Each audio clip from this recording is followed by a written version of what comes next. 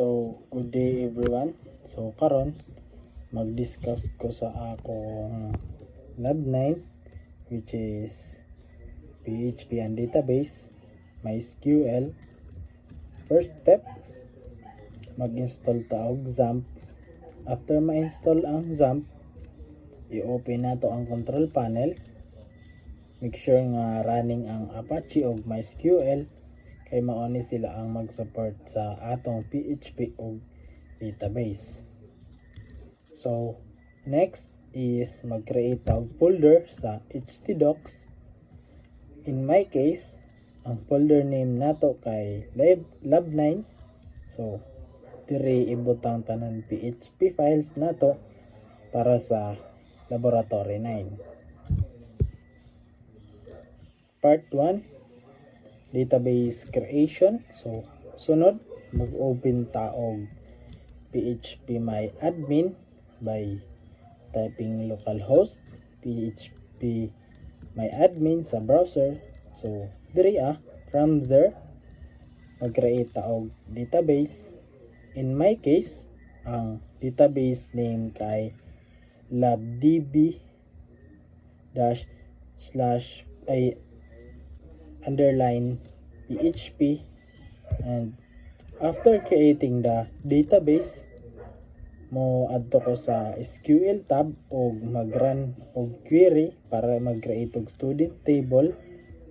So, ang purpose ani nga table is to store student and records with a unique ID para dali nato ma-identify ang each student.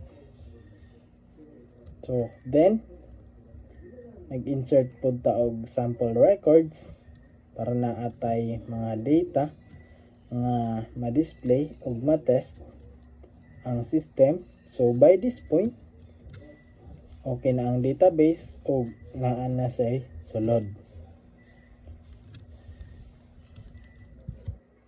And naatay PHP files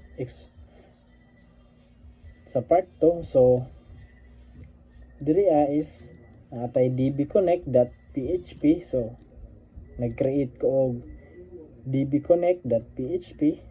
So, ang purpose ani is para sa database connection. One time ra nato i-define ang connection, and if ma-fail ang connection, mo stop ang program automatically. So, this file is magtabang siya para i-avoid ang mga repeating database connection sa code sa every PHP file. So, reusable kaayo ni siya. So, naatay gradestudents.php. So, next is gradestudents and .php. So, ang purpose ani nga file is kay i-retrieve ang student records gikan sa database o i-display siya sa HTML table. So, here, makita nato ang list of students, and each record na ay edit ug delete links para sa CRUD operations. And the next is add students.php. So, sunod kay add student.php. So, this file display a form kung asa maka-input og new student data. So, gigamit diri ang post method para secure ang data nga ipadala sa sunod nga file, which is insert student.php. So, ang insert student.php, ang purpose ani nga file is kay mo receive sa from data using post, gi-validate niya ang inputs. Kung dili empty, then mo insert siya og new student record sa database. If na ay error, mo display siya og error message. And na tay edit students.php. Sa edit students.php, diri nato i-edit ang student record.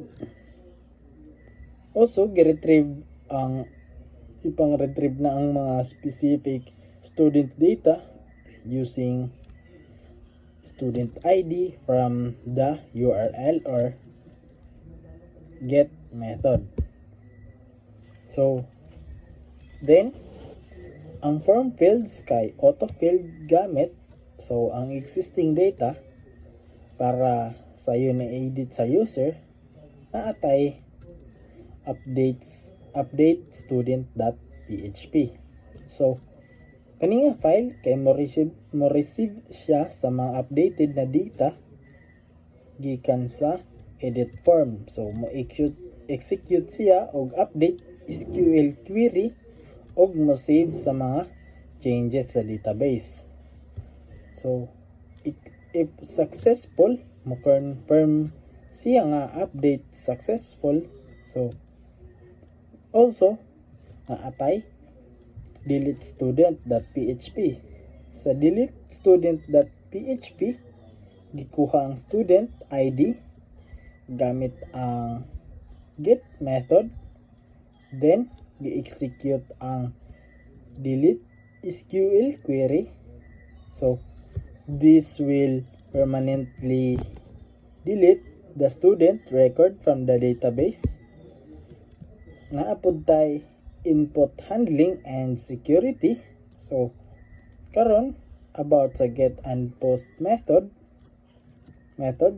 kay naatay get method. So, ang get method is gigamit para sa edit ug delete kay makita ang ID sa URL, while si post method is gigamit para sa insert ug update kay masecure siya ug dili makita ang data sa URL. Naapod tay mga basic validation para ma-prevent. Our first is naatay empty inputs and basic errors and simple SQL injection risk. So, also, naatay student dashboard. Lastly, naatay student dashboard.php. So, kani nga file naga-act siya as a main dashboard sa system. So, here ma-display sa tanang student is one page.